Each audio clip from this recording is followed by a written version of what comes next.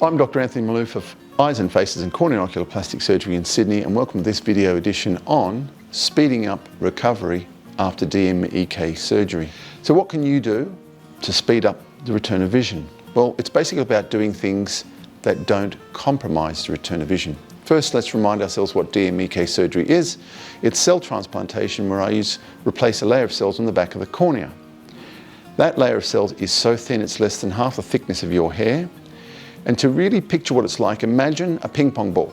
Here's a model eye, but imagine it's a ping pong ball, and you take a 9mm disc of Glad wrap. So you punch a 9mm disc, make a small cut in the eye, and without touching that disc of Glad wrap, you have to pick it up, put it in the ping pong ball, and float it up to stick on the undersurface of the ping pong ball without touching it.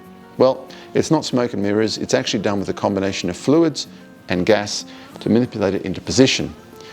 But if you see the ping pong ball like that, a bubble of air has to hold the cells up against the cornea, and it's once the cells start functioning that it can actually suck on and attach. So we've got that transition period. It's a transplant.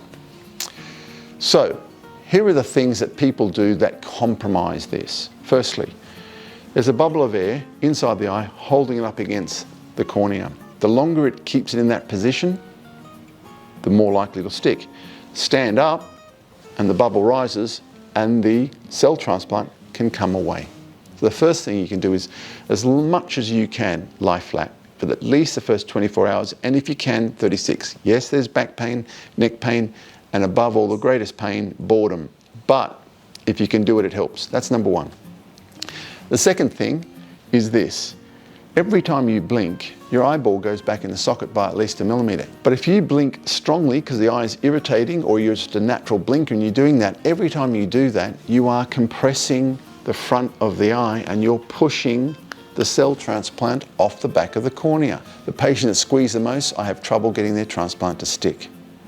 Finally, the third thing, which is really an extension of two, none of this rubbing. You shouldn't be rubbing anyway, but even simple things like this, you will squeeze the front of the eye and push the cell transplant off. It won't stick. If you follow those 3 simple rules, you'll maximize your chance that those cells will stick and stick quickly. I hope that all makes sense. I'm Dr. Anthony Maloof from Eyes and Faces and Corneal Oculoplastic Surgery in Sydney, and thanks for watching.